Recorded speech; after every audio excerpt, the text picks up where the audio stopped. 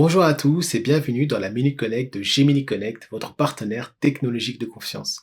Aujourd'hui, on va parler d'un sujet incontournable du monde de l'informatique, le cloud. Pourquoi tant d'entreprises font le choix de migrer vers le cloud? Quels sont les avantages, les défis qu'on pourrait rencontrer? Et enfin, comment Gemini Connect peut vous accompagner dans cette transition? On va répondre à ces questions tout de suite. C'est parti. Quels sont les avantages du cloud? Un des plus gros atouts du cloud est de pouvoir accéder à ces données de n'importe où tant qu'on dispose d'une connexion Internet. Que ce soit ses applications, son logiciel ou son environnement de travail, le fait qu'il soit externalisé et qu'il soit accessible depuis une connexion Internet, ça nous rend beaucoup plus flexibles et mobiles. Le fait de pouvoir adapter rapidement son infrastructure aux évolutions de l'activité, à la hausse ou à la baisse, en termes de pic d'activité, on peut augmenter ses ressources et inversement, les diminuer si on a une baisse d'activité.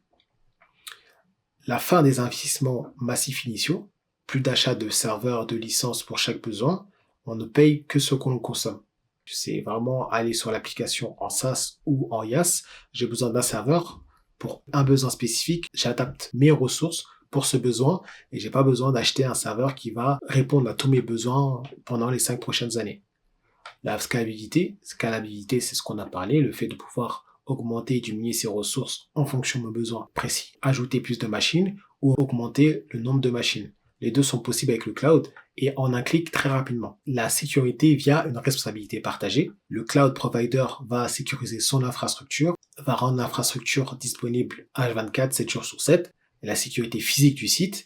Et en fonction du modèle de cloud qu'on va prendre, qu'on aura beaucoup moins de sécurité à gérer autour de nos applications, autour de notre besoin.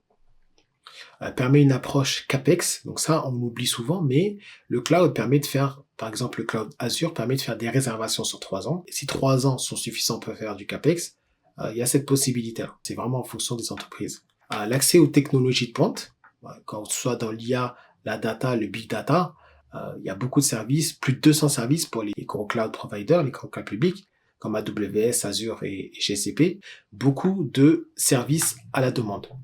Et enfin, pouvoir stocker ces données en France, c'est important, et en Europe, AWS, GCP, là, ils ont un site à Paris.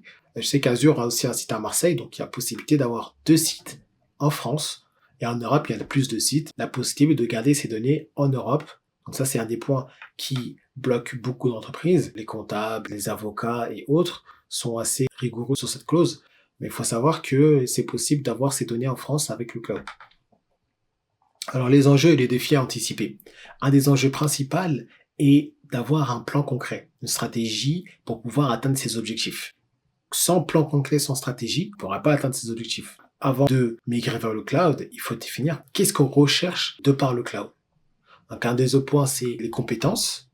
Est-ce que j'ai la compétence pour migrer vers le cloud? Sinon, l'externaliser. La sécurité, on en a déjà parlé, mais la sécurité, le fait qu'il y a un modèle partagé de responsabilité, n'enlève pas le fait qu'on doit quand même sécuriser les accès et autres sur le cloud. Le fait que l'application soit accessible depuis Internet, derrière, nous, on doit gérer l'authentification, on doit gérer les droits de façon précise pour qu'une personne, potentiellement, même une personne qui rentre dans le système, n'ait pas le droit à tout.